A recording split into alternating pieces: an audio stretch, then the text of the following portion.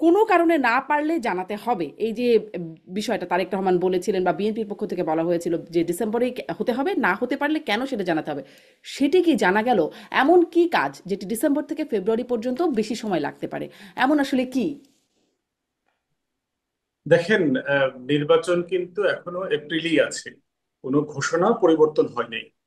পুরো জয়েন্ট স্টেটমেন্টে যেখানে যেটা বলা আছে যে এই সরকারের যে ম্যান্ডেট, সংস্কার, বিচার, এটার ব্যাপারে যে ঐক্যমতটা হবে, সেই কাজগুলো যদি আরো আগে শেষ করে ফেলা যায়, তাহলে স্টেটমেন্ট যেটা বলছে যে রমজানের আগে নির্বাচন হতে পারে। ইট, ডিসেম্বরেও হতে পারে। হ্যাঁ, হতে পারে, হতে পারে। তো ওইটা একটা ফ্লেক্সিবিলিটির বিষয়। এখন হ্যাঁ। প্রশ্ন হচ্ছে এইটা আমরা কখন বুঝবো। এইটা বুঝবো হচ্ছে আপনি দেখতে পাচ্ছেন যে ঐক্যমত কমিশন এখন সিরিজ অফ মিটিং করছে পলিটিক্যাল পার্টিস এর সাথে। যে বড় বড় কমিশন গুলো রিপোর্ট দিয়েছে, তারপরে হচ্ছে ঐক্যমত কমিশন যে সার্ভে করেছে, 170-এর মতো টপিকে তারা যে মতামত নিয়েছে, কতটুকু একমত হওয়া যাচ্ছে এবং সেই একমতের ব্যাপারটা বাস্তবায়ন কখন হবে এবং কি পদ্ধতিতে হবে, এই ব্যাপারে তো এখন একটা মানে মানে ভেরি টেন্স কনভারসেশন হচ্ছে। এই কনভারসেশনটা আপনার, আমি ধারণা করছি, অগাস্ট সেপ্টেম্বর নাগাদ একটা চূড়ান্ত জায়গায় চলে আসবে যে আসলে অন্তর্বর্তীকালীন সরকার কি কি কাজ করছে। এটার ভিত্তিতে একটা জুলাই সনদ হয়ে যাবে। দাবি করা হচ্ছে জুলাই আগস্টের মধ্যে যেন জুলাই সনদটা হয়ে যায়। এরপরে হচ্ছে বাস্তবায়নের প্রশ্ন আসবে যে কতটুকু আসলে অন্তর্বর্তীকালীন সরকার বাস্তবায়ন করে যাবে, যেতে পারবে। সেইখানে হচ্ছে সময়ের ব্যাপারটা আলোচনা হবে। আপনার মনে থাকার কথা, সেপ্টেম্বর মাসে কিন্তু তখন 6টা কমিশন করে দেওয়া হয়, যাদের উপরে দায়িত্ব ছিল ডিসেম্বরের মধ্যে রিপোর্ট দেবে। তারা কিন্তু রিপোর্ট দিতে দিতে দেরি হয়ে গেছে, ফেব্রুয়ারি মার্চ হয়ে গেছে অনেকের ক্ষেত্রে আর কি, ফ্লেক্সিবিলিটির ব্যাপারে।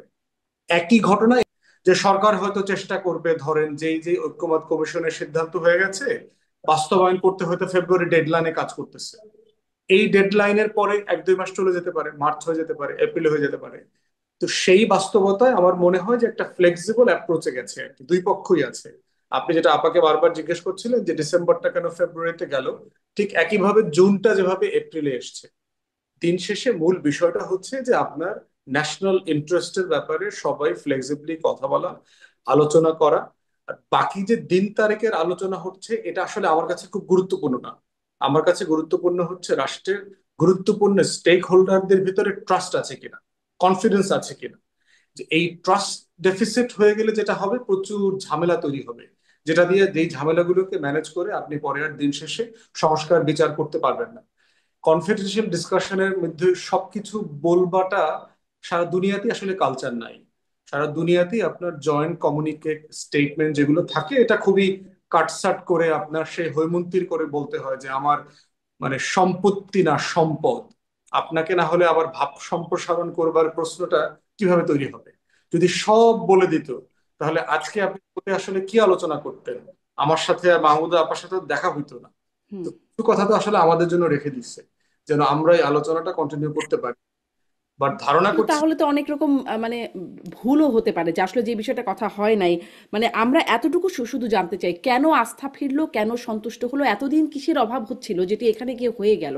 শুধু কি দেখা দেখি বা কথাবার্তায় এই স্বস্তির জায়গা থেকেই এত কিছু হয়ে গেল? কি এমন আশ্বাস দুপক্ষ পেলেন বা দিলেন?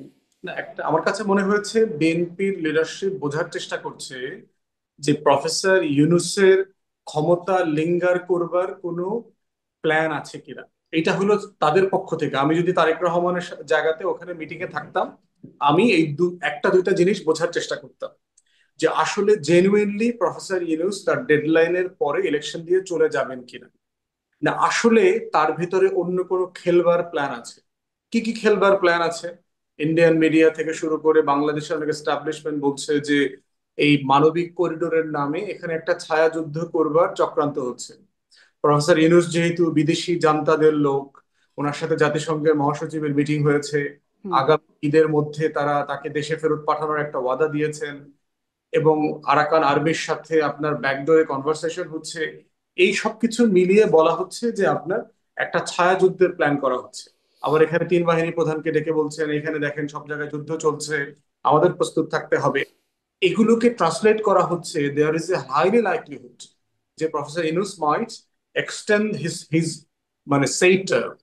তো হুম। সেই জায়গাটাতে বোঝার চেষ্টা করা যে আসলে ওনার প্ল্যানটা। এবং এই জায়গাটাতে প্রফেসর ইউনূসের জায়গা থাকলে আমি যেটা বলতাম সেটা হচ্ছে দিজ আর দ্য ইস্যুস। নির্বাচনের প্ল্যানের ব্যাপারে আমার 85 বছর বয়স হয়ে গেছে, আমার এখন আর কোনো জিনিসের প্রতি কোনো ফ্যাসিনেশন নাই। আমি শুধু সম্মানিত অবস্থায় মর্যাদার সাথে মরতে চাই। অতএব সেই জায়গাতে আপনাদের দায়বদ্ধতা একটা ভালো নির্বাচন আমরা করে দেব, সেটা চেষ্টা করব এপ্রিলের মধ্যে করে ফেলতে। যদি আরো আগে আমার প্রস্তুতি শেষ হয়ে যায়, আমি আরো আগে করে ফেলবো। সব সংস্কারের ব্যাপারে সবাই একমত হয়ে গেছে।